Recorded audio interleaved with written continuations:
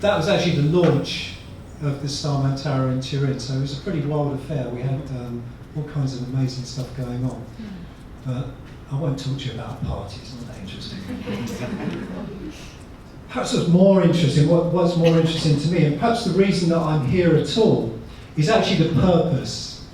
And I got clear with myself, the purpose was actually to reveal and align with the magical, astonishing nature of reality, so that we can live and create from this context.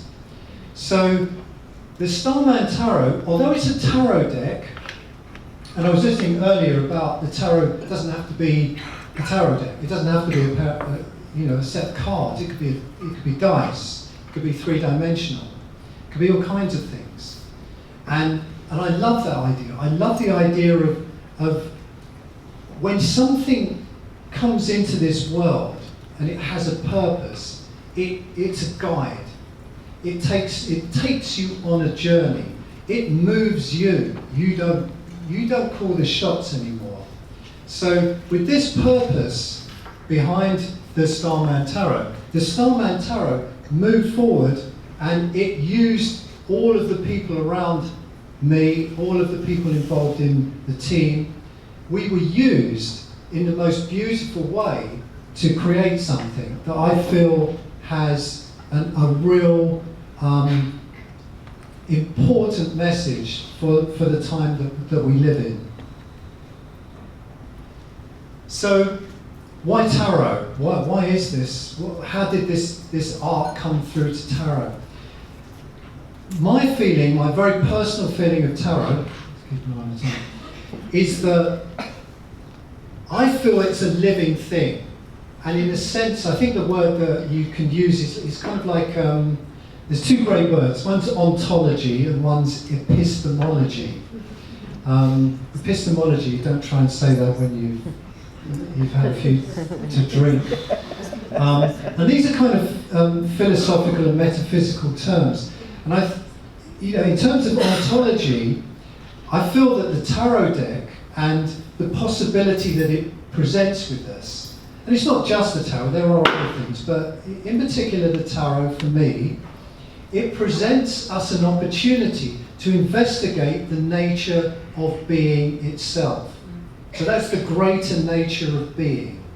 So what actually is the nature of being, even beyond our human scope?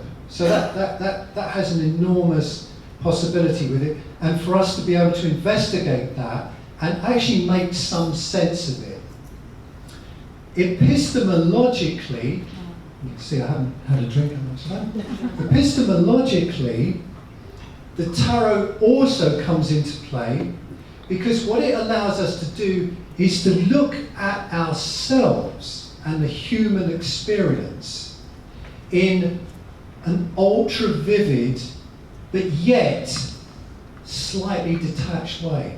So it's a bit like we can look at ourselves through a lens. I mean, people that have psychedelic experiences, for example, ibogaine, ayahuasca, all of these kind of things, very often the thing that comes back from those things is that we get the opportunity to look back into ourselves, look back into our lives, look back into the world not from a detached, don't care perspective. It's from a very intimate observing of the nature of who we are and what we are capable of as human beings, as spiritual beings, as whatever you want to term that, psychological beings. And I feel that the tarot gives us that opportunity. And I feel also that in the years that we're facing now, the time that we're in, I don't think it's any accident that there seems to be an enormous resurgence in the tarot, an interest in the tarot. Going back to when my auntie bought me this tarot deck, back in the 70s or whatever it was, nobody really knew what the tarot was much. I guess, my auntie did yoga and she knew what the tarot was, but, there wasn't, in fact, nobody knew what yoga was either, so things have changed. Whereas now I feel that what we're looking for ways that we can live an empowered, energized, purposeful life. And how do we do that? Well, we start to engage, I feel, back into the realm of magic. Now, magic, for all intents and purposes, I feel has been kind of, I'll come on to this a little bit later, but I feel it's actually been downgraded. And I think it's a word that's used now almost in kind of joking terms. And you often hear, oh, you know, it's kind of like, you know, conjurers and you know, in my time it was sort of David Nixon. I don't know if everyone's old enough to remember David Nixon. But it's like it's old David Nixon with pulling something out of the hat, tufty hair, yeah. But I really feel personally that we are entering into a time that calls upon us to reignite what I would call the art of magic. And I'm not talking about magic like sort of Harry Potter magic. I'm talking about, although there's nothing wrong with that, I'm talking about a real magic quality of existence. Now, the tarot, I feel, has a capacity encrypted within it. And this isn't all tarot decks, of course, and I think that many of the tarot decks that I'm seeing emerging now, I'm quite blown away with, to be honest with you. I really feel that there's some enormously beautiful, powerful, wonderful tarot decks coming into existence. And again, I don't think that's any accident that they're coming into existence now. So, if I could just talk about sort of psychology and spirituality for a little bit and see if I can sort of create a bridge between those two things. I feel that we come into this world, we come into a culture, and this culture essentially gives us certain things that we don't get to choose about. So we don't get to choose necessarily. I mean, some people think we do, but that's fine. But most of the time we don't get to sense that we choose what language we come into the world and we're given, what country we're born in, even what parents we're born to. So if we do choose that, it tends to be mostly sort of a hazy thing in the background. So I would say that really we come into this world with what I call the default mind. And that's the mind that we inherit. So it's our cultural mind. It's the mind where, you know, this is right, that's wrong, this is what we should do, this is what we shouldn't do, this is who we are, and this is the kind of person that we need to become. And I actually feel that what happens is that there's a very interesting scientist called Bernardo Kestra, and he has come up with what he calls the disassociation theory of consciousness. And he would say that actually what our individual experience is a disassociated experience of the greater mind. So we can sort of simplify this. I mean, his theory is very complex, and I think he comes under what you would term an idealist in philosophy. So an idealist is someone, perhaps, I'm probably getting this wrong, but if he ever listens to this, is probably someone who thinks that consciousness or mind is the primary thing. So mind is prior to any other form of existence. Mind is prior to form, as if it were. Everything is in mind. So I tend to experience, and I've had things in my life that have communicated this to me, that in a sense we have like there is a radiant mind, what I call a magical reality. So the base material, the base of our existence, the base of reality is actually magical. And no matter how much, I have an enormous respect for science, and you know, although I'm not a scientist, I I can admire and respect the amazing things that science has to offer us. However, at the root of it, as an amazing scientist called Rupert Sheldrake, who developed a theory called morphic resonance, says that science gives us one miracle, which is the beginning of the universe, the Big Bang, or the idea that all of this just happened out of nothing, with no explanation. So we get one miracle, and then all the rest are cancelled out. We don't get any more after that. So if we actually take that as being true, we can say, well, okay, there was one episode of magic that took place. And that one episode out of that one episode of magic has emerged everything that we can experience. Now, I would say that magic is the root of everything. So we live in a magical reality, and I would say that what happens is the magical reality hits what we could call the default mind, which is our cultural mind, our conditioned mind, and projects the world that most of us on an everyday level experience. Something like tarot, for example, I feel gives us the opportunity to see a lot more of that radiant mind, that magical mind. So I would say that tarot is actually a living tool that allows us to gain access to more of that radiant mind, more of that possibility of magic.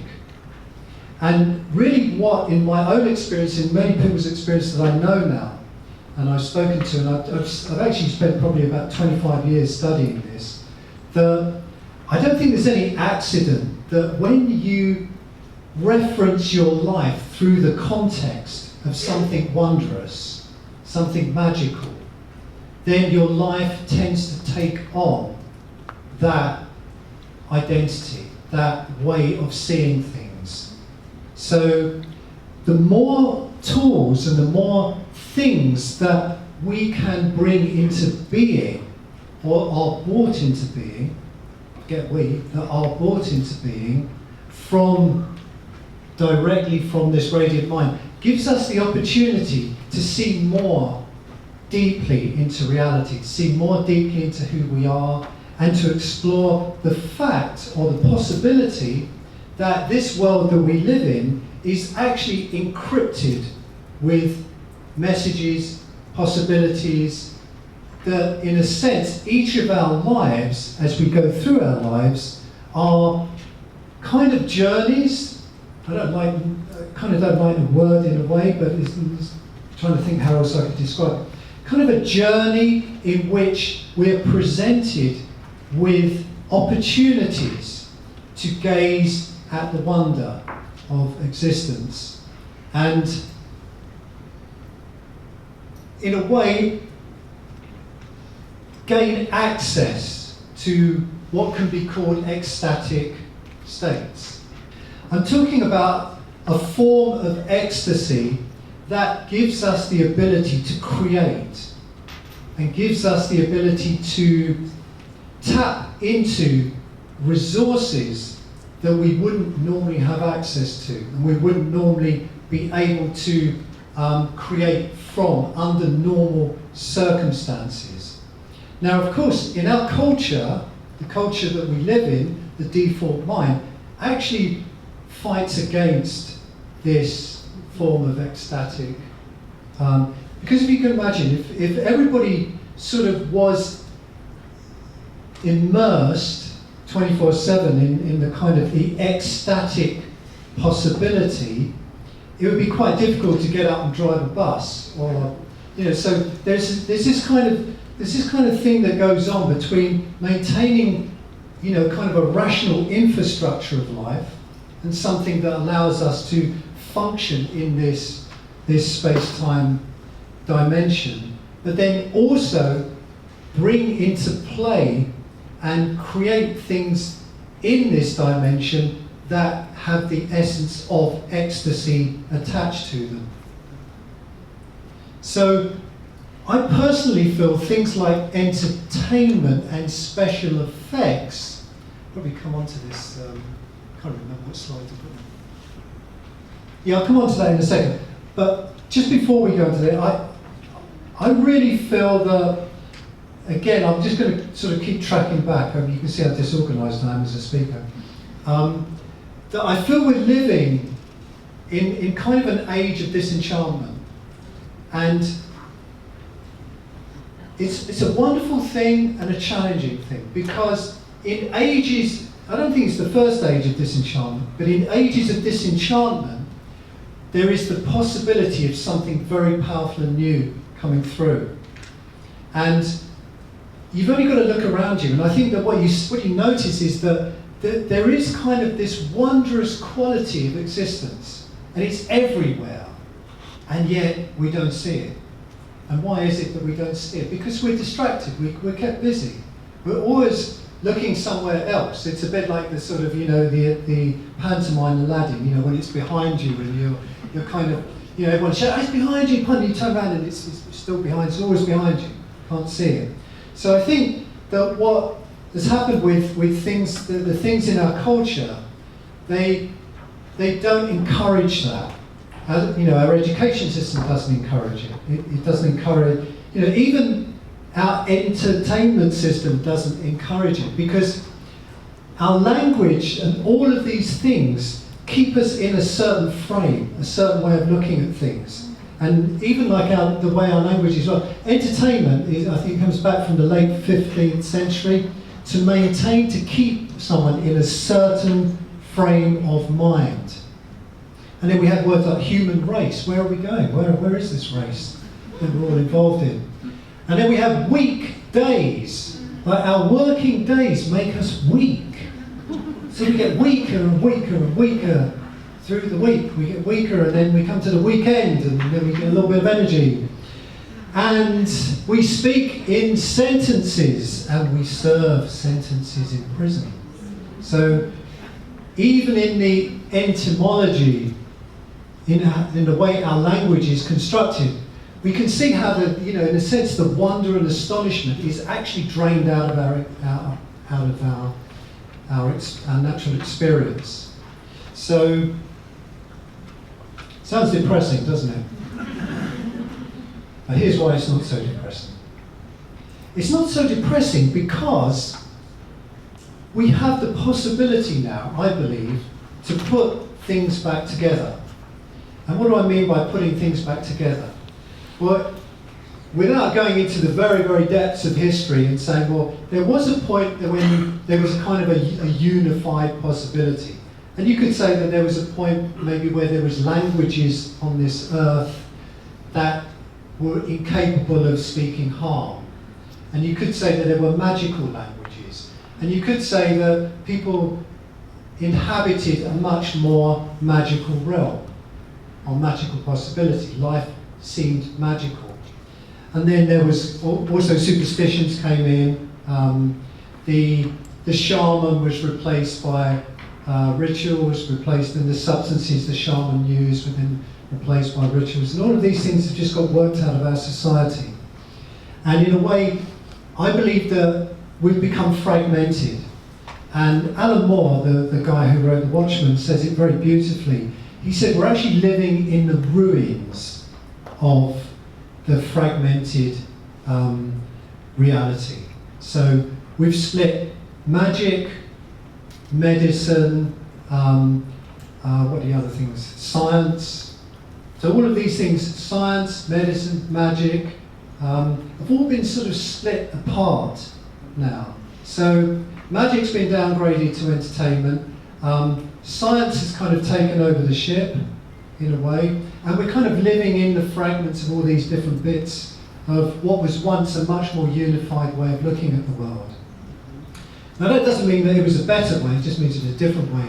However, I think that our experience is that as time goes on, we look out there and we're not actually seeing that people are becoming more happy as a result of the increased technology and comfort that we live in. Probably less so in many ways.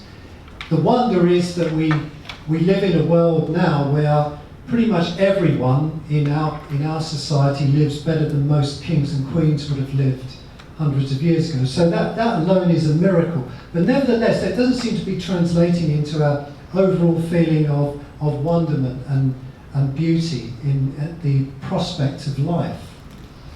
And I believe that when we begin to put things back together, we will start to see a very different reality unfolding. And I think the first step of that is to reunite art and the radiant mind. So to bring art and magic back together, step number one. So how do we do that? Well, I don't believe we all have to be artists and create tarot decks. I believe there's people here that, like myself, that my job in this was to create a tarot deck that allows us the possibility to look at life and examine our life in ever more deeper, interesting, unthought of perhaps, unusual, controversial, evocative ways. So in a way, the Starman Tarot is kind of an evocative thing. It evokes things in people. Some people open it and they say, it's terrible, I can't stand this deck. It's just like, oh my God, look at these colours, look at these symbols. I don't know what it's doing. And first of all, you know, that deck's not about pleasing people. So I have no interest in pleasing anyone. A bit like David Bowie said, please don't please me. Don't make me happy. I don't want that deck to make people happy. You know, if all it does is just make a few people happy, it's failed. What I want it to do is to challenge people. I want it to evoke something about how you can create something special in your life. How you can make your life purposeful in an artistic way. How you can bring art to life for yourself. How you can reunite art and magic. So in your projects, in your tarot readings, in your relationships, how you relate to your spouses, your children, your friends, how you relate to everybody that you meet becomes a work of art. So art is not just about creating pretty colours or symbols. Art is about how we orientate ourselves in the world, how we tend to present ourselves, you know? And I'm not saying I'm any expert at this, I'm still learning. I'm in the process of learning all the time. Most of the time I don't know what I'm doing. Seriously, I just don't know. But what I do know is that when I come from the context of the artistry of living, you know, like life is a work of art. The context of art itself unites me with that radiant mind. The two were meant to be together. They're like lovers, they're inseparable lovers. Art and magic are inseparable lovers. And the more I believe that I'm not saying you should go out and buy the Starman Tarot, but I think it's one thing that allows us to get into that modality and allows us to start thinking about our lives in terms of a work of art, a magical work of art. Oh, and one of the things that I would, the reason I put that thing there, because it's kind of central to the Starman, kintsugi. If anyone's Japanese, I was annihilated how you say that. And really what that is, it's filling broken things with gold. So this is a very central theme of the Starman Tarot, is to understand that our lives as they are, with all of the faults, all of the problems, all of the things that we don't believe are right, all of the brokenness in ourselves, all of our broken, damaged parts are there to be filled with gold, are there to be turned into something radiant and beautiful. And in our most broken form, we are our most beautiful. We contain our most beautiful possibility. And that's one of the themes that has just kept coming back and coming back and coming back. And I feel that if a tarot deck of this nature has some purpose. It has the purpose of allowing us to see ourselves as beautiful, wondrous beings. At our deepest, deepest level, that's who we are. And to really start to live from that. And it doesn't matter what anybody says, you know, everything that we come across in our life has that possibility encrypted into it. Life has the possibility of wonder encrypted into it. It's there for us to work with. So that's the first step, reuniting art and magic. Then, of course, we could just carry on from there. I mean, it doesn't matter how we can then say, well, look, how about art, science and magic, art, technology magic, art, work and magic, art, medicine and magic, art, relationships and magic. Yeah? And we live in the question. Because this is what is amazing about the tarot, that it opens up questions. And in the 70s, there was a thing called the Est. I don't know whether anyone remembers Est. This now morphed into the landmark now, which people say, oh no, it's cold. So I'm not here to sell the landmark to anybody or enroll anybody. But one of the things that Werner Erhard said that was very interesting about just the philosophy of how he went about approaching that was that we're used to questions that have answers. However, when we live in what's called an open question, it's a question that has no answer. The answer arises moment to moment to moment as we live in the question. So it's not like, oh, you know, we've got to, you know, a logical side, oh no, we've got to come up with an answer. No, we don't. We live inside the question. And I think that's one of the things that tarot is an amazing tool for allowing us to actually live and explore inside a question. Not from the outside, but to be immersed in the question. So that kind of brings me back to where I started in a way, that I feel that tarot has a new possibility to present in this time. And I think it will start to unite with many other things. And I think it will again, you'll find that probably music's starting to come on board with it. The visual arts more and more are being expressed through the tarot.